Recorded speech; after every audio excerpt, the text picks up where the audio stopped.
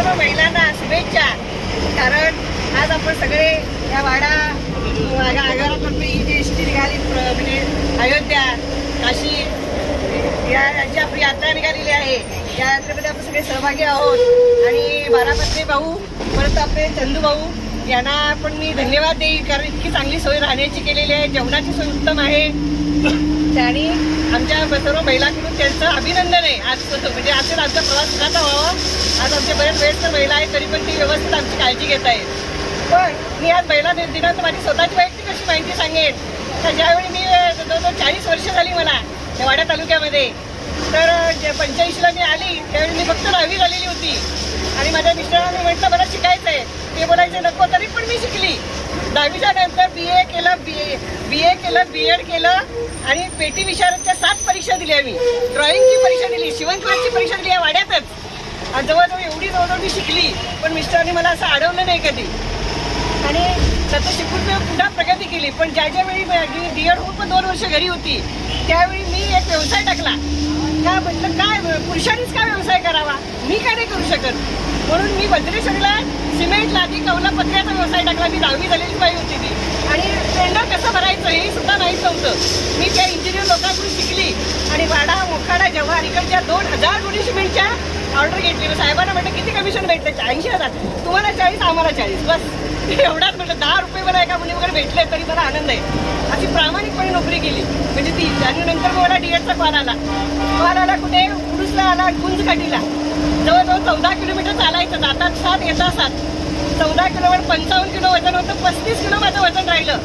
माझे मिस्टर मला बोलले आता तू नोकरी सोडून दे, आपल्याला 2 मुलं आहेत, आपल्याला काय नोकरीची गरज नाही, घरीच आहे. जवळजवळ 30 एकर शेत आहे आम्हाला गावाला. तर मी म्हटलं नाही, नोकरी सोडणार नाही मी. एवढी प्रयत्न केले करीनच. पण पुन्हा मी जिल्हा परिषद परीक्षा दिली आणि मी देवळी शाळेत लागली. आज जवळजवळ 32 वर्ष सेवा झाली. आणि मी तंदुरुस्त आहे. समाजसेवा करायची फार माझ्यामध्ये ताकद आहे. आणि मला परमेश्वराने तंदुरुस्तच ठेवलेलं आहे. म्हणजे मला असं आळस येत नाही कुठल्या कामाचा. मी माझं उठणं पहाटे रोज 4 वाजताच असतं. रात्री झोपणं रात्री 11, 11:30 असतं. माझ्या घरी कुठली बाई नाही कामाला. मी स्वतः सगळं काम करते. माझं कुटुंब पण फार मोठं आहे गावाला सुद्धा. तेवढ्या कुटुंबांना सगळे माझे मामा, म्हणजे सासर, माहेर सगळ्यांना गव्हर्नमेंटला जवळजवळ 21 लोक लावलेली आहेत. न रुपया कुणाचा घेता. म्हणजे ठाणे जिल्ह्यात 7-8 लावलेत, पण गावाला पण लावलेत. न रुपया एवढी मी बोलकी आहे. पण पुऱ्या बोलक्या समाजाचा फायदाही घेतला आहे.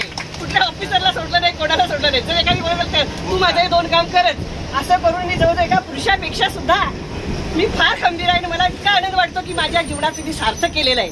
आज जवळजवळ माझं 56 वय आहे. 2 वर्ष रिटायरमेंटला उरलेली आहेत. माझी मुलगी डॉक्टर आहे, जावाई डॉक्टर आहेत गव्हर्नमेंटला. नातू 9वीला आहे. मुलगा आणि सून पण पुण्यात आहेत सर्व्हिसला. ती 2 मुलं, एक 2.5 वर्षाचं बाळ आहे, तर शेजारी ठेवतात.